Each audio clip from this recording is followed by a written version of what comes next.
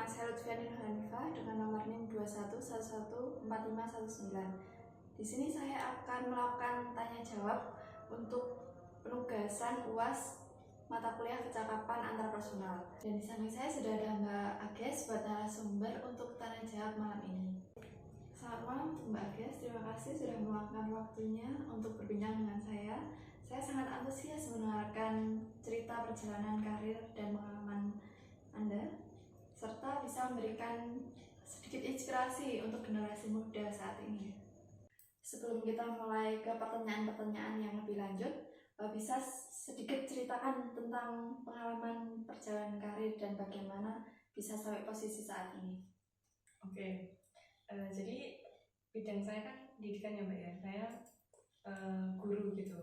Nah, bermula dari tahun 2020, dimana itu COVID ya, jadi masih gencar-gencarnya COVID, dan saya inisiatif untuk membuka rumah belajar, rumah bimbel gitu untuk anak-anak SD lah, dan ternyata antusiasnya cukup banyak ya saat itu, sangat baik, karena sekolah juga saat itu masih banyak yang tutup, sehingga anak-anak membutuhkan tempat belajar lain selain di sekolahan.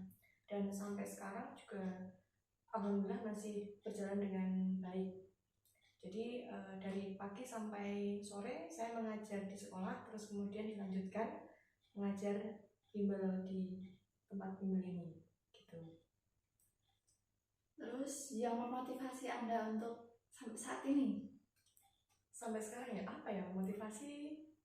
Yang pertama tentunya dalam hidup kita butuh biaya Mbak ya, kita butuh uang gitu untuk kehidupan kita, karena saya pun juga menjalani ini kan bekerja gitu, tapi dalam pekerjaan yang saya jalani tidak semata-mata hanya untuk uang, tapi juga untuk kebermanfaatan. Itu dua hal yang prinsip bagi saya, karena dalam bidang pendidikan saya berpikir bahwa semua anak itu punya akses yang sama untuk pendidikan, dan saya berusaha untuk memberikan sedikit sumbangsih dalam hal ini gitu. Anak-anak yang bimbel di sini pun juga berasal dari keluarga yang bermacam-macam ya latar belakangnya. Tentunya ada yang mampu, ada yang kurang mampu, seperti itu. Dan saya berusaha untuk memberikan sedikit akses atau treatment yang berbeda juga sesuai dengan kemampuan mereka gitu. Jadi tentunya banyak yang membayar full, tapi ada juga yang tidak full atau ada potongan. Kemudian ada juga yang full tidak membayar karena yatim, piatu atau yang lainnya. Jadi saya berusaha untuk sedikit memberikan akses itu supaya mereka tetap mau belajar seperti itu. Siapa atau apa yang menginspirasi Anda bisa sampai saat ini?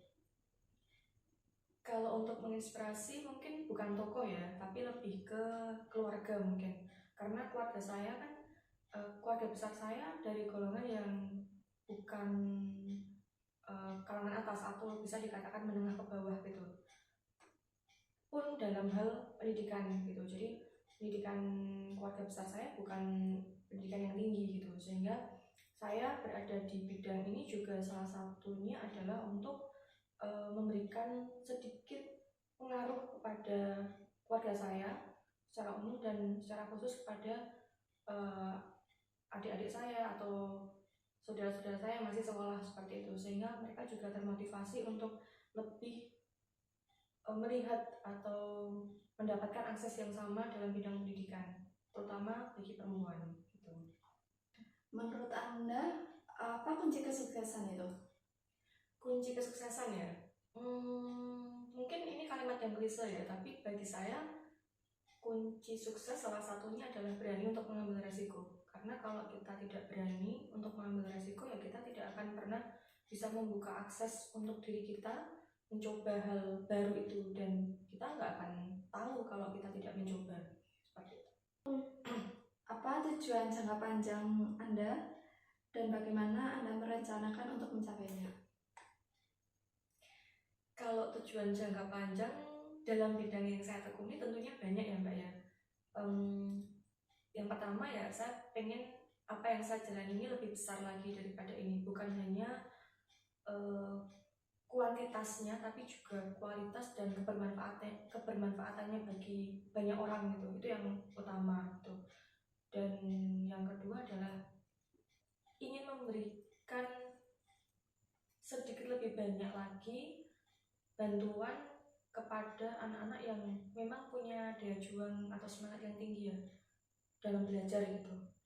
Salah satunya ya beasiswa atau yang lainnya seperti itu. Karena kalau selama ini kan beasiswa hanya beasiswa prestasi ya, tapi bagi saya dalam pendidikan itu yang utama adalah anak-anak yang memang ingin untuk belajar, jadi daya juang dan semangatnya itu tinggi, bukan hanya untuk mengejar prestasi, tapi memang ingin belajar seperti itu. Dan untuk yang pertanyaan yang terakhir, apa nasihat terbaik yang bisa Anda berikan kepada generasi muda yang ingin meraih kesuksesan seperti Anda? Kalau kesuksesan ya Mbak ya, kalau dikatakan sukses, saya jujur belum berani untuk mengklaim ya, karena saya merasa saya belum sukses, masih jauh dari situ.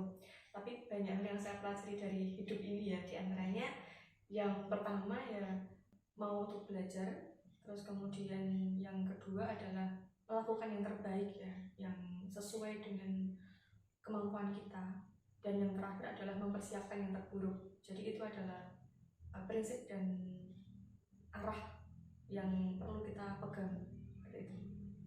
Terima kasih untuk Mbak Agnes sudah meluangkan waktu dan mau bercerita tentang pengalaman Anda.